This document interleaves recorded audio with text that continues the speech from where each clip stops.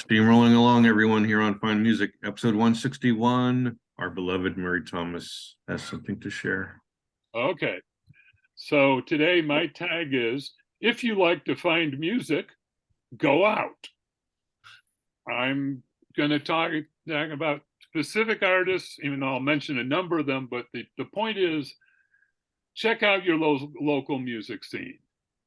I guarantee you there's good music going on at some bar near your house, right? Well, not right now because it's Monday afternoon, but not tonight, at least this weekend. There was good music to be found out there, and you just need to go look for it. And I lived in LA, and in LA there's so many bands that it was pretty inevitable. And I moved to Rochester, and I wasn't sure what I was going to find, and I'm still finding great music almost every time I go out. I guess one difference between LA and Rochester is if you go out to see music in LA, you usually get 3 or 4 bands in an evening in one bar, and in Rochester you just get one. So you're kind of taking your chances. Maybe it won't be, but I have found so much great music here in Rochester. And so I'm going to go through a few of them. I have a stack of CDs that I have picked up at local bars. Ooh, this is going to be good. So this one we've already talked about. Cool Club and the Lipker Sisters, the Andrew Sisters style harmonies. Love going to see them. They put on a great Christmas show a few weeks ago where they came out dressed in reindeer costumes, which was pretty funny. And then they all got on stage and they're like, oh shit, it's hot up here. This was a really dumb idea. But they carried on. And then another one that I have talked about, of course, that I don't have a CD from yet is the country singer Claudia Hoser. So I give her another plug. But there's some other bands I've seen. We have Anonymous Willpower. Nice name. Yeah, kind of, and it's the lead singer calls herself Susie Willpower, and the keyboard player is Don Anonymous. So kind of funky rock, soulful, like a real like Memphis, New Orleans sound to them. A lot of fun, and unluckily they just broke up. So, but I'm sure they'll be doing something. You can't hold musicians like that down, especially the singer. She loves to get out there, so she'll be doing something. And then we have one that I stumbled on one night when I at the local record store. The CD is under Sarah Ide, but she goes by Sarah DeVille, and she puts an explanation in it that she recorded the CD before she decided to go back to her old name. A very moving show she put on that the CD is basically about putting her music career on hold for a couple of years while she raised a family, which I could relate to because I kind of put my writing career on hold while I took care of my family. So a band called Big Blue House, mostly cover songs, a lot of acoustics. I mean, a lot of classic things like Grateful Dead and James Taylor, and who else is on here? Beatles songs, but just a fun band to see. And they do some original material. And they also picked up a couple of CDs from their guitarist. So, see, and yeah, you go out and see these bands, and they usually have CDs available, and sometimes they'll give them away, and sometimes they want, like $5 or something. So, and then the last one that I'm going to show you is, actually, I should show you this one because this is a new one. Brian Lindsay, a really good songwriter. He's got a really good band behind him. This is his new CD called Revival. Of course, they're all in reverse because I'm just holding up the camera here. But I actually interviewed him, and the article just got published on Ground Control Magazine, the music website I write for. So when Don posts this, I'll post a link to the interview because, again, I just went out. Well, actually, his guitarist lives across the street from me. So I went out to check him out, and just really fun band. And then when I picked up his CDs, like I say, really good songwriter. So, And that's just kind of a sample of what you can find. Like I say, if you just go out, I am going to mention some venues, some of my favorite venues. Now, I live in Fairport, New York, which is a suburb of Rochester. And part of the reason I chose to move here is because there are like 6 bars within walking distance of my house.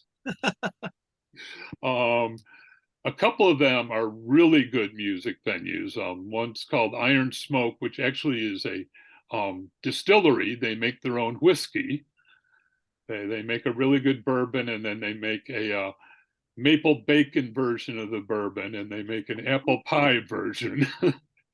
But they have a great room with a big stage and a huge dance floor, and it's kind of separate from the bar.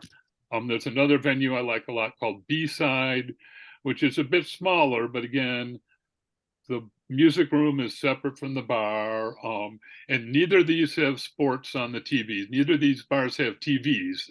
Well, actually, B-Side has large screen TVs, which they only use to show what's on stage. And then there's some other bars around here that have music, but they also have the game going at the same time, which is, is kind of fun. As a matter of fact, I went to try to see Claudia at one of those bars here, and I had to walk out. The bar was packed. The game was on. I got right up the stage and could still barely hear her because people are just yak, yak, yak, yak, yak, yak, yak. And it's like, wow, this is bad. So kind of disrespectful. Yeah, very disrespectful. So and then I will not only mention, I've mentioned this place before, but the local record store, which is not in Fairport, up in Rochester, the Record Archive, that has a big room in the back that they put bands on usually 2 or 3 times a week, and all their shows are free, and they have not a full bar, they have beer and wine, and they usually have pizza available. I just love them, and I will go there because I'll be like shopping, and I'll just stop in and see if the band's any good, and if they are, I'll stick around, and if they aren't, I'll leave. But anyway, my lesson is, if you want to find music, go look for it. It's out there. You don't need to rely on people like us. And sure, you can find music going on Google and throwing random things in there, or just going on YouTube and seeing what the algorithm throws you. But I personally find it a lot more fun to go out and hear the stuff live. So, in an attempt to redeem myself, I will ask a question for us all. I think we can all answer. Who is the most famous artist that you've seen live before they were famous? Ooh, good question. Tom Waits. One at a time, please. Tom Waits, 1975, Santa Monica Civic Auditorium. He opened for Frank Zappa. Okay. Santana. I saw Santana on amateur night at the Fillmore West. And within a month or so, they got their contract with Columbia. In fact, I think they were calling themselves, if I remember right, they were calling themselves the Santana Blues Band. Yeah, that's right. And they got their contract and they shorted it down to Santana. I'm trying to think. I saw. Well, it's not really famous, but there used to be a band here in Rochester way back when I was in college called Talus. And the bass player was a guy named Billy Sheehan, who went on to work with David Lee Roth, among other people. Yeah, I don't have any really big ones. I saw, I saw the Ramones when, I saw a bunch of the punk bands when they weren't big names, the Ramones and the Dead Boys and the Plasmatics. Maybe the Plasmatics are the most. Oh yeah, I saw the Plasmatics too. I saw before. Yeah, if you saw them before their first record came out, they qualify. Yeah, and I saw them. I didn't even know who they were. They were playing at CBGB's, and I was just like, oh, I got nothing. I was in New York. I got nothing to do. I'll go down to CBGB's and see what was going on. And it was the Plasmatics. So I guess that's probably my answer. That's cool. Young guy's turn. Yeah. Hey, I go to clubs occasionally, and I remember when I was a young lad, I went to a very small Long Beach club. seeing a performer who was acquainted with my sister, and we were just having a talk around a table, and she asked me, which song did you like best from my set? I need to know, right? 'Cause I'm gonna be making an album. And I told her, oh yeah, my favorite was the Late September Dogs. That's a great song. It's a great song. Of course, who am I talking about? I'm talking about Melissa Etheridge. Oh, Okay. yes. Oh, great. wow. Yeah. Yeah. I got some great pictures of her.